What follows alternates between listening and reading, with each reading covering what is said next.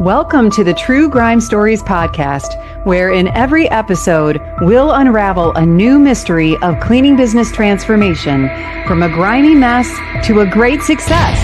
Join me, your host, Jeannie Henderson, as together we dig up cleaning business secrets that you've been dying to know.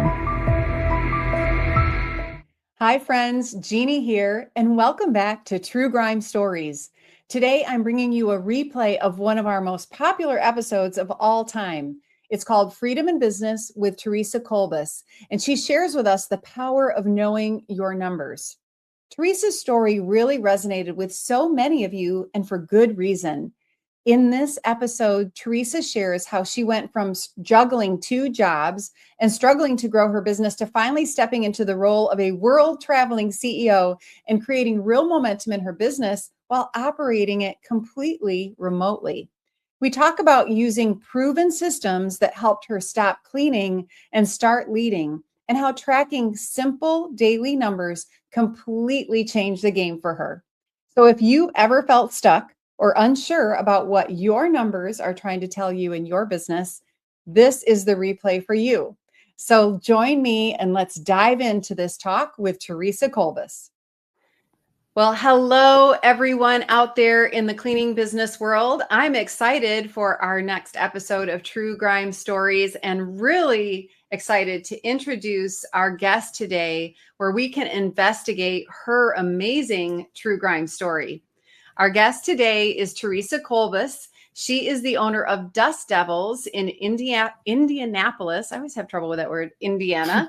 And Theresa started her cleaning business back in 2014 with a best friend. She was also working another job as a bartender at that time.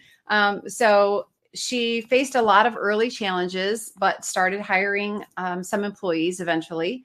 And in 2018, she took a big jump and joined Cleaning Business Fundamentals. And she shifted from doing everything herself to hiring staff. And in 2021, she was running the business remotely. So she's been running her business remotely since 2021. She sold her house, bought an RV, and now enjoys a nomadic lifestyle while managing her business. Isn't that amazing? So welcome, Theresa. We're so glad you're here today. Thank you. Yeah, thank you for joining us. I know people are dying to hear your story after that intro. They're like, what? She lives in an RV?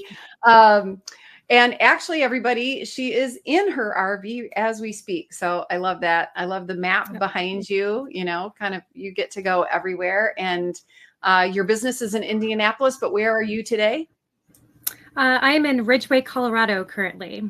So it's kind of near Telluride and Ouray, and between Durango and Grand Junction. It sounds heavenly. And so, I know you're running your business remotely, but what are you doing there in Colorado for fun? A lot of hiking. I was telling Jeannie, I just hiked my first 14,000 foot mountain. So that was a bucket list item this year, and I did it. Oh my gosh, just so amazing. I saw the photographs and so beautiful. So congratulations on the life you've created. And we know that this doesn't just happen by accident, right? To have a successful cleaning business where you can to grow it to that point where you have that kind of freedom, it takes work. And I talk to a lot of cleaning business owners, and when I ask them, why are you starting a business, or why did you start a business? Creating some type of freedom, whether it's financial freedom or time freedom or people freedom, is usually brought up.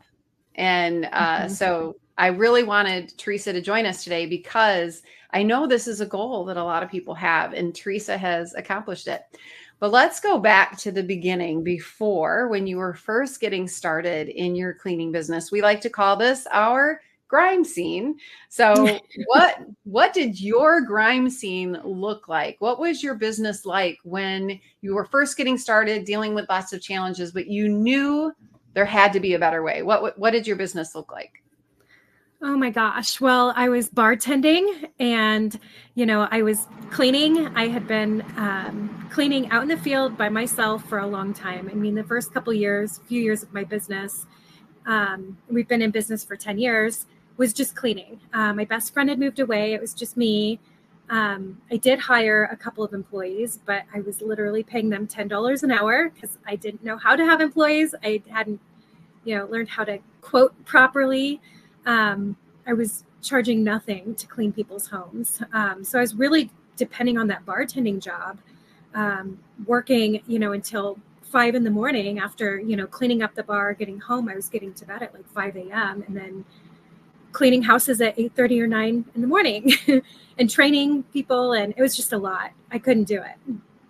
Oh my gosh. You were really literally almost working around the clock to do that. Yeah. So Yeah. about how big did your business get at that point? Like how many clients were you able to manage when you were pretty much working 24/7? Well, I had hired a couple of employees, but I was working in the field with them. I can't remember how many customers we had when I joined CBF. It was definitely less than 100. I mean, I want to say it was probably closer to 50.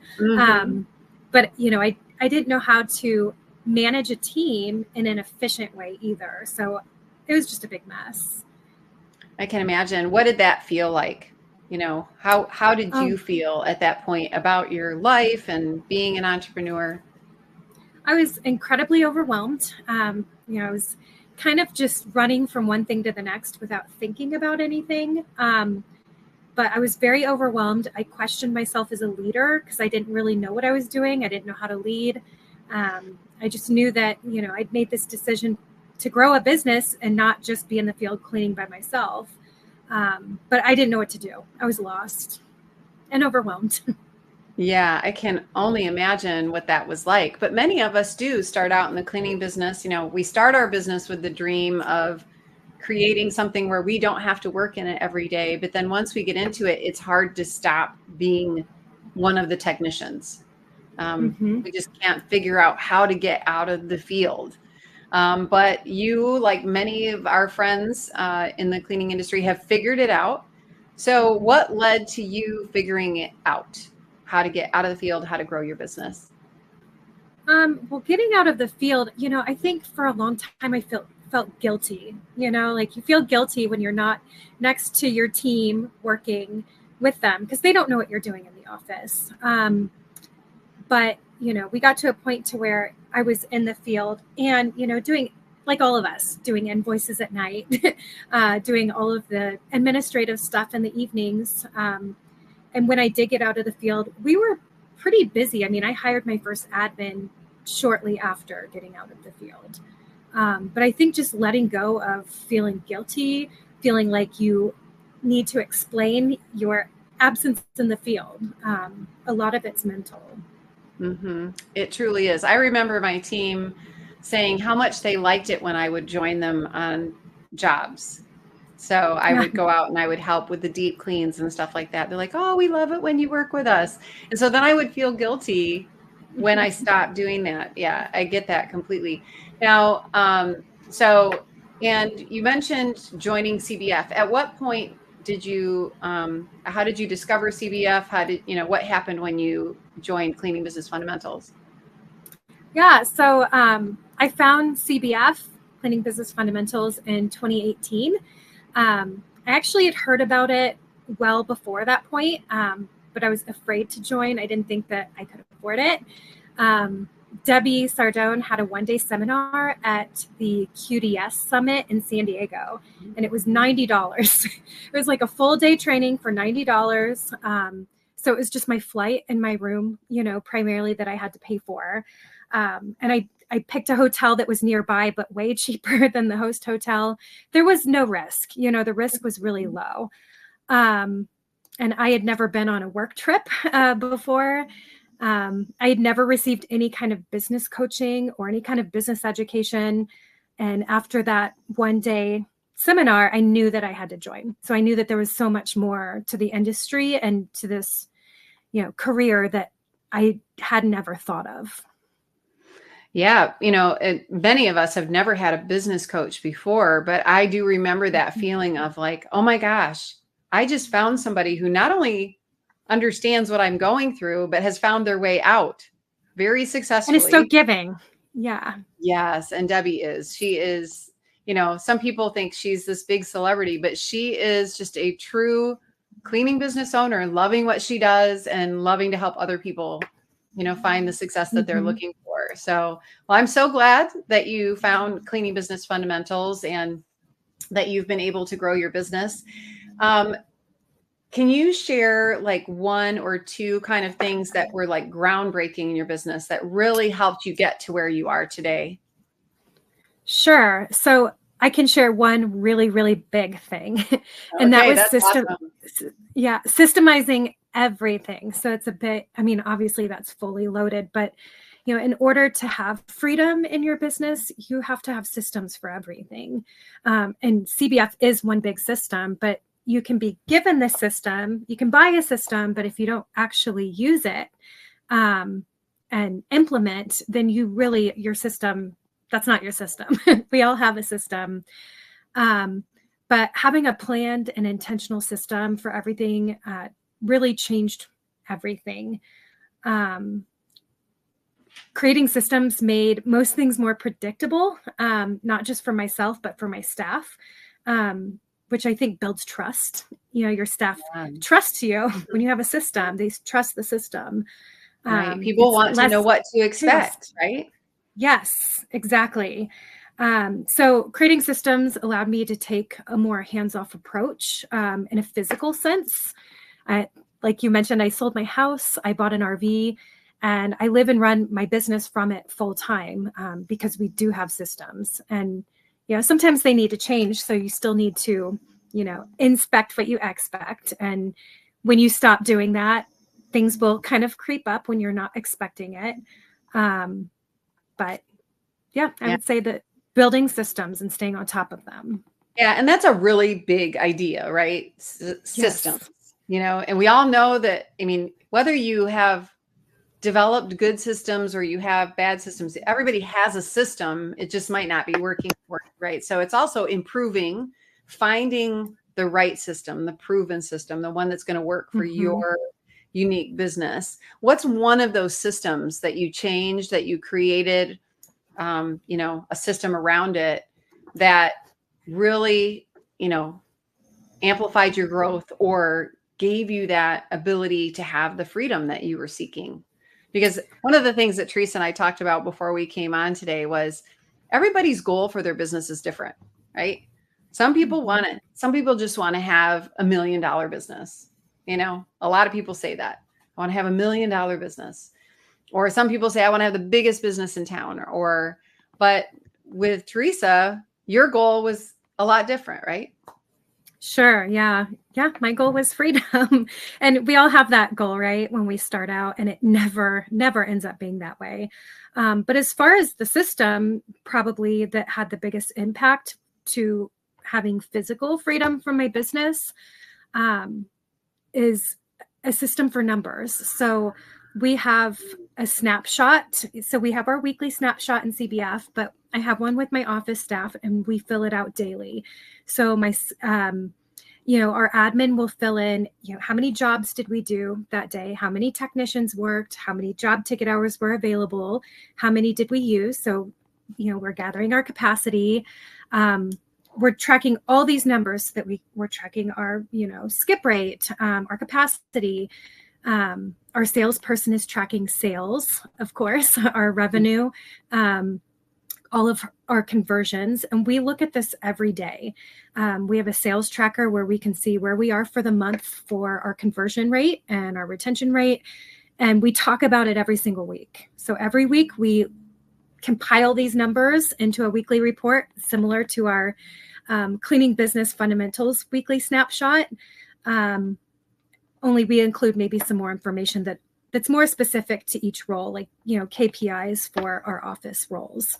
But being consistent with those numbers and talking about them every single week and what they mean makes all the difference in the world. Because if you're not paying attention to that, you don't know if you have a problem that you need to address. And if you're not there, you need to notice it as soon as you can, as early as possible. Oh my gosh, I got so excited when you said numbers, like literally. I was like, oh, yes, I'm so excited. We're Numbers. going to talk about numbers today. Because as we Mhm. know, like if we're not watching them, the numbers will get out of control. And so I talk to a lot of cleaning business owners who like they get like this when it comes to talking about numbers. Like if I don't look at them, then they won't be bad. Like they're Mhm. afraid to dive in. But if you don't control your numbers are going to control your life anyway. So you might as well get them to a place where you can control them. So I love that sharing about having a snapshot. Some people call it a scorecard. Okay. Yeah. And, something that you can look at, a lot of people look at it weekly, but, because you're looking at it daily, you really have your finger on the pulse of your business every single day. Sure. And yeah. And I love how you have your team members kind of splitting up the responsibility of who's in charge of what number. So they have ownership. Everybody has their own numbers, right? Yes. Yeah. Yep. Okay, well, this is a great place to stop. We're going to stop right here for a moment. I love this investigation and what we've revealed as the solution to ending your grime story. So this is so great. Let's stop our interview here for just a moment. And I want to share with everyone a little bit more about what we're talking about when we say cleaning business fundamentals. So let's watch this. Is your cleaning business a grime story? There's no need to stay stuck in the muck because you're not alone. With over 500 active members and more than 500 graduates of our Cleaning Business Fundamentals program, CBF is the #1 cleaning business academy in the world and has created more mop-free millionaires than any program in the industry. Learn more and let CBF take your residential cleaning business from a grime story to a gleaming success. Well, great. I hope everybody is getting excited about learning more about Theresa's great her success that she's created from going from having this, business that was such a challenge to now having this freedom-based business. And so, Theresa, you brought up how creating a system for your numbers is one of the keys to you creating your personal time and location freedom, which very few people do, although I think more and more people are doing it today. But what were some of the challenges that you faced as you tried to create this number tracking system, your snapshot, that you could, look at on a daily basis, weekly and monthly? Sure. So, I think as far as a system for numbers, I mean, it's hard to know exactly what numbers you need to pay attention to. CBF does help us, know those numbers that we need to pay attention to, but you can use them in so many different ways. And we need to be consistent with how we're tracking them because, if we look 2 years prior or 2 years down the road, if we're tracking different numbers, we can't really predict what might happen. We can use those numbers, to look back. Why are we doing so bad this month? And just to be able to tell, like, okay, what changed? Was it our revenue? Was it our number of employees? Is there something that always happens in a specific month? But so I would say being consistent, it was probably the biggest challenge. Right. And everybody has to buy in, getting the Yes. team excited about seeing the numbers too. And what are some ways that you get your team incentivized or excited about this process? Mm-hmm. So we use Automate Motivate, a platform where our employees can be incentivized for reaching certain goals. But honestly, I think the biggest part is just explaining why the numbers make a difference and knowing what they are. So when if we have an employee who doesn't understand why we're tracking, a certain number, she might feel less inclined to track it. But then when you explain, okay, when we have this number, we can plug it into this number, and this is what this is telling us. So when you actually explain the story that the numbers are telling you, it makes sense to them. And then they become, more excited about the numbers. That is so true. I mean, we have to inspire our team members on the why we do what we do in every regard. if we really want them to own and take responsibility for those things. But you also mentioned something earlier that I think we definitely want to leave with everyone today, and that is you have to inspect what you expect. Can you share a story of like one time that you noticed your numbers were off and how you were able to then like fix a problem? Can you think of something like that? Oh, let me think. I know I just kind of dropped that question on you. I know. Or Oh like my if a number gosh. starts to go off, what draws your attention to it? Well, so we always pay attention to our revenue, right? Revenue Mhm. is always the number, even if you don't track your numbers. You notice if your revenue is going down, or maybe even your profits. You know, if your paycheck is getting smaller, but your revenue isn't necessarily getting smaller, you know, a bigger number that you need to pay attention to, obviously, are our margins, our overhead margin. This is a situation we've been in where we had lost a pretty significant amount of customers from an employee. That's a whole other story. You know, I Mhm. think most of us have had that happen, you know, at least once. Mhm. Um, but, you know, when you have a big loss like that and your expenses are still the same and you haven't had time to, you know, build that base back up, well, what suffers when one margin is bigger than the others? Your profit.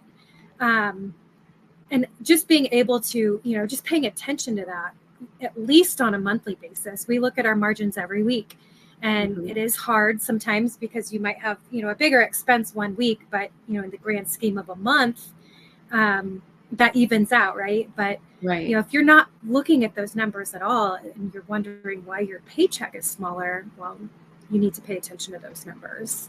Yeah. Um, Does everyone on your team look at revenue and margins, or everyone on your leadership team? just my office manager and I. Yeah. Okay, good. Well, because a lot of times I talk to people who are afraid to have let anyone on their team kind of know those numbers. Mm-hmm. But, I want to encourage people, look at the successful cleaning business owner, you have to allow people to come along and help you with that. You can't do it all alone, especially if you want to have any freedom at all from your business. There Sure. has to be someone else who can help you work on those numbers and improve those numbers and monitor them. Uh, and and when you give that level of trust to somebody, they take more ownership, right? Yes, absolutely. Yeah. I mean, and it's when you make a decision as an owner and your team doesn't understand, when you explain you have to explain the reasoning. Mhm. But one major part of that is also having people who you can trust on your team. And I'm so grateful. I mean, I've got a really great office manager and I trust her with my business. And I think if, you know, I wouldn't necessarily be in this position if I didn't have an office manager who I could fully trust. Yeah. Yeah, that's for sure. And it's building that communication, having Mm-hmm. strong communication back and forth with your office manager and things like that. And I just love that you are able to do it from the RV that you're in Colorado all the way on the other side of the country. You have been just a beautiful example of what a cleaning business can do to change your life. Did you ever think that this would be the life that you would create, having a cleaning business? No, no. I mean, most of us didn't grow up wanting to own a cleaning business. um, For you know, sure. I don't even know, like, before. So my best friend and I started the business together, and her mom cleaned houses. She's an independent cleaner, and my friend had helped her growing up because she's had this business for probably 35 years now at this point. Um, and we just kind of got into it together. I would have never imagined starting a cleaning business, but I definitely wouldn't have imagined running it from an RV. Um, you know, it hasn't even been, you know, my whole life that I realized that people could do this, that you could live in an RV. But once I did meet people who lived in RVs and traveled full time, it was kind of, you know, I had one of those moments like, people can do that. You can do that. And once I realized it, I knew that's what I wanted. And that was my why. And I did it I made it happen pretty quickly. But it was one of those things that, once I found it, I knew that it was for me. Well, that is so great. So tell us, where is your business today? How big is your team? What's your plan for the future? So my plan for the future, it's not to open multiple locations or to grow to, multi-million-dollar business. The most that we've been at is 750. I would like to be $1 million, maybe 1.5 would be great, but I don't, I'm not going to break my back to get there. I walk 5 miles every day, and a lot of times it's in the middle of the day. And I love that kind of freedom. I love to just be able to go do what I want. And, you could grow to a multi-million-dollar business and have that freedom. But for me, I want that freedom now. I don't want it when I'm, 60, 70. That's a really great lesson right there. So people who are listening to us today, make note of that. None of us know the number of our days, right? Yeah. And we keep waiting. Well, when I get to this point, I will do this thing that I've always wanted to do. And, I'll go to Europe, or I'll, learn this new skill or whatever. And we keep putting it off. And what I love is that you are creating your life, a beautiful life, while you're living it. It's not a someday thing. Yeah. I mean, it's just such an inspiration. And you have been, I haven't told you, but I mean, I just am so inspired by what you do. And I think everybody needs to hear your story, because a lot of people look at being an entrepreneur as, a ball and chain kind of a thing. I've had people say, I can't believe you do that. It's too much responsibility. I don't want to be in charge of all of that, And a lot of people want to work for others for that reason, because they don't want the responsibility. But what you've created is a business where you can have all the rewards of being a creator, of a visionary, being a leader and building a team. And yet you also have the freedom that people think entrepreneurs cannot achieve. Sure. So, yeah. Yeah. And you know what? You said something so important, the someday, oh, I'll do this someday. And everybody says, I want to travel someday, Everybody wants to travel, and who actually does it? And I was in that boat. I always said I wanted to travel, and I didn't, it was always, well, when I get to this point, I will. And, I'm sure for a lot of people, when I get to $1 million business, I will do this. Why not now? I mean, unless, why not now? Is what you really want something you can do now? Or is it really that hard to get to?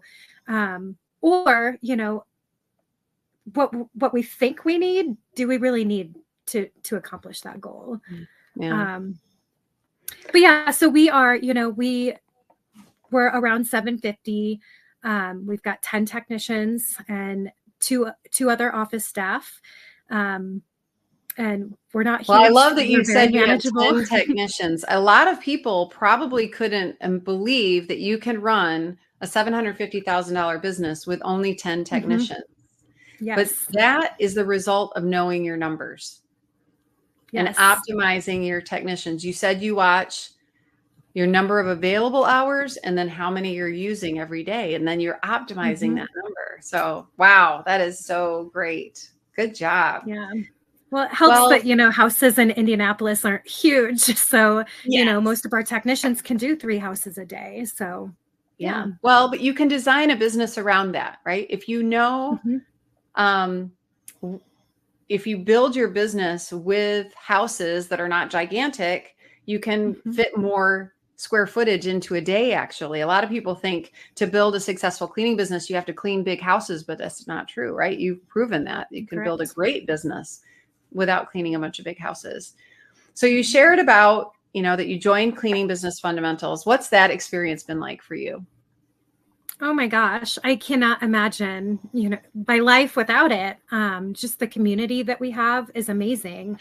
I'm in the pros group. You have quite a circle of friends, I know, right? You have kind of a group of cleaning business owners that you kind of are friends with. And Yeah. Well, I've been in the program since 2018. So 7 years, 6 years, coming up on 7. I mean, it's a long time. And when I started my business in 2014, I mean, most of my business's life has been in CBF.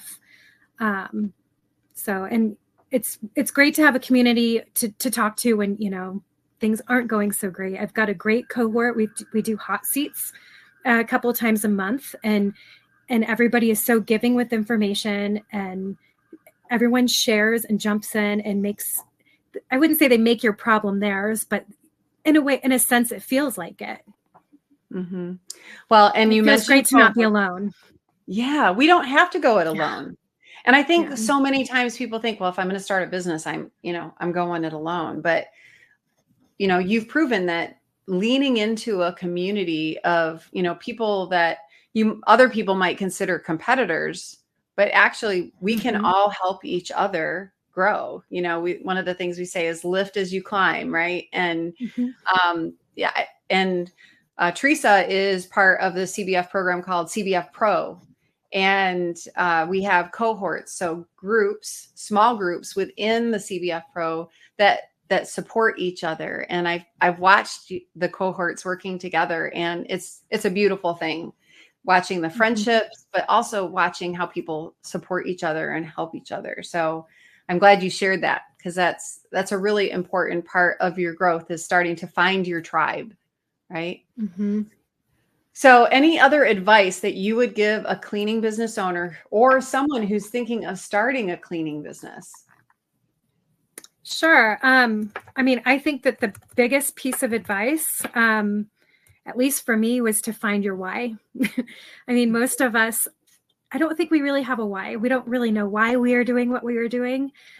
We might have a business goal, but we don't have personal goals. And I think finding your why, your personal, figuring out what your personal goals are is very important.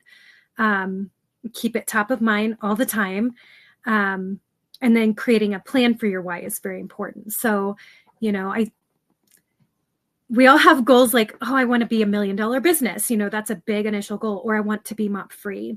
And being mop free is probably one of the most important goals in your business.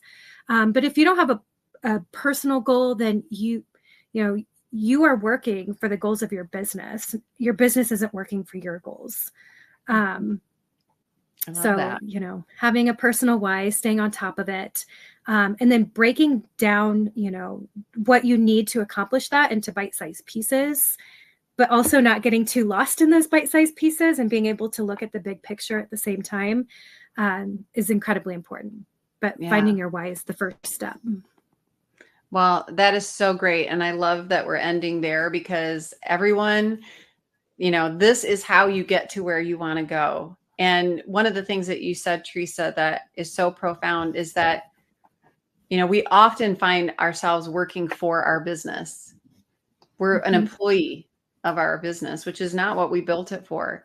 Your business was designed to work for you. And so thank you so much for sharing that. That is a great piece of wisdom. And many of us get lost in the weeds, stuck in the muck, and we just can't see beyond it. So thank you so much, Theresa, for being with us today, sharing your grime story with us and your success story of how you got out of the grime. So we really appreciate that. Thanks for being part of our podcast today. And I want to thank everyone who's watching. And if you would like to know more about cleaning business fundamentals, just check the links in the show notes. Get in touch with us. We would love to learn about your business and how CBF can help you solve your own grime story. Thanks, everybody. Bye, everyone. Thanks, Theresa. Thank you. That's a wrap on today's True Grime Stories. Thanks for joining us in uncovering the secrets of cleaning business success. Don't forget to subscribe, share, and download, and check out our show notes for links and info from today's episode, and to learn more about our sponsor, Cleaning Business Fundamentals. Join us next time as we solve another True Grime story.